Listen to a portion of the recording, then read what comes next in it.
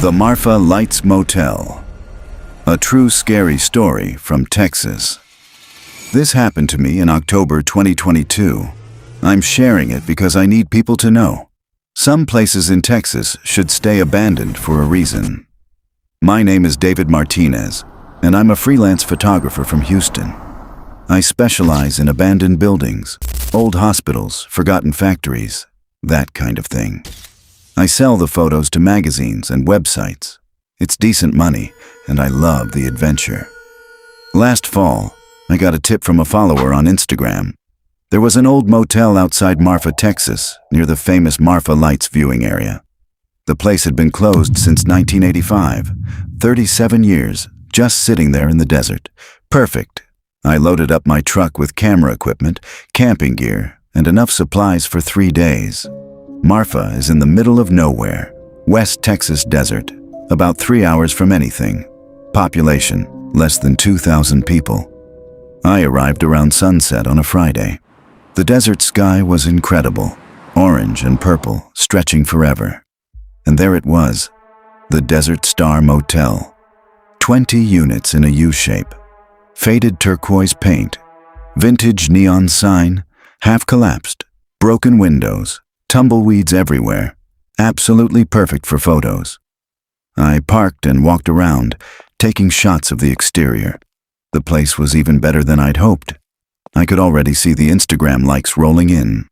The front office door was unlocked, just open. Inside, everything was frozen in time. The registration desk still had a logbook on it, covered in dust. A calendar on the wall, stuck on September 1985. Room keys hanging on hooks behind the desk. I picked up the logbook. The last entry was September 14th, 1985. Room 17. Guest name, J. Morrison. Check-in time, 11:47 p.m. No checkout time, weird but whatever. Places like this always have odd details. That's what makes them interesting. I decided to set up camp in the old office. It had a roof, 4 walls, and was better than sleeping in my truck. I'd explore the rooms tomorrow in good daylight. I laid out my sleeping bag, ate some jerky and chips, and went through the photos on my camera. They looked great. This trip was already worth it. Around 10 p.m. I heard a car engine.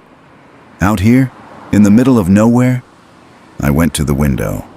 Headlights, coming up the dirt road toward the motel. An old car, 1970s or 80s maybe, pulled into the parking lot. Faded blue sedan. It parked directly in front of room 17. A man got out, thin, wearing a dark jacket. He didn't look around, just walked straight to room 17 and went inside. I stood there, confused. Was someone else exploring? Did he see my truck? I grabbed my flashlight and walked outside. "Hey," I called out. "Hello."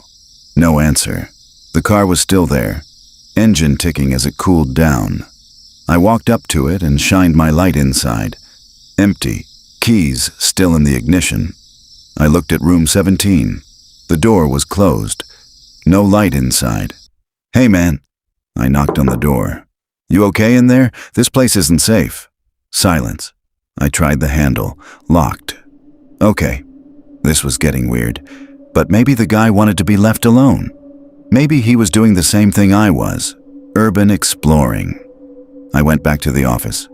But I couldn't sleep. Something felt off. Around midnight, I heard footsteps. Slow. Deliberate. Walking on the concrete walkway outside the rooms. I looked out the window. Nothing. No one there. The footsteps continued. Room to room. Like someone was checking each door. Then they stopped. Right outside the office. I held my breath. Waited. The door handle started to turn. "Who's there?" I shouted. The handle stopped. The footsteps walked away. I didn't sleep that night. Just sat there with my flashlight, watching the door. When the sun came up, I felt ridiculous. Probably just the wind. Old buildings make weird noises. I was psyching myself out. I went outside. The blue sedan was gone, completely gone. I walked over to where it had been parked. No tire tracks, nothing, like it was never there. Room 17's door was open now, just hanging open. Every instinct told me to get in my truck and leave, but I'm stubborn and stupid. I needed to know. I walked into room 17. The room was destroyed. Furniture overturned. Mattress ripped apart. Deep gouges in the walls, like someone had clawed at them. And the smell. God, the smell. Like something had died in there weeks ago. On the wall, scratched into the plaster, over and over. Don't stay after dark. Don't stay after dark. Don't stay after dark. My hands started shaking. I backed out of the room. That's when I heard it. From inside the office, my camera, clicking, taking photos. I ran back. The camera was on the desk, firing off shots by itself. Click, click, click. I grabbed it and looked at the screen. The photos were of me. Sleeping last night, someone or something had been standing over me, taking pictures while I slept. But here's the thing that made my blood run cold. In every photo there was a figure, standing in the corner of the room, tall, thin, wearing a dark jacket, watching me. I deleted the photos, grabbed my gear, threw everything in the truck. As I started the engine, I looked back at the motel. Every single room door was open now, and in each doorway, a shadow, just standing there, watching. I floored it. Didn't look back. When I got to Marfa, I stopped at a local diner. Needed coffee.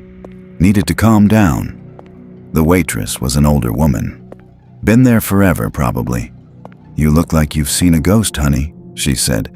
I was just out at the old Desert Star Motel, I said. Her face went pale. You stayed there? Overnight?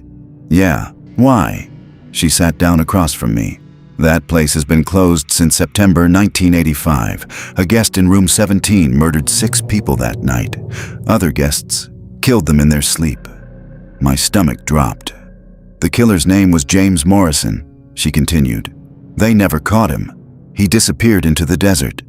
Some people say he never left, that he's still there, still checking in, every night. J. Morrison, I whispered, remembering the logbook. Every few years someone explores that place, she said quietly. Sometimes they come back, sometimes they don't. We find their cars, their equipment, but no bodies. She looked me in the eyes. You're lucky you left when you did. I drove straight back to Houston. Didn't stop except for gas. When I got home, I went through all my photos, deleted everything from that motel. I wanted nothing to do with it, but there was one photo I couldn't delete. It keeps coming back, no matter how many times I erase it. It's a photo of room 17. The door is open, and inside, standing in the darkness, is that figure in the dark jacket. And every time I look at it, the figure is closer to the camera than it was before. Last week, he reached the doorway. This morning, when I checked, he's outside now, standing in the parking lot, looking at where my truck was parked. I don't know what happens when he reaches the edge of the frame, but I'm terrified I'm going to find out. If you're ever driving through West Texas, near Marfa, and you see the old Desert Star Motel, keep driving, don't stop. And whatever you do, don't stay after dark.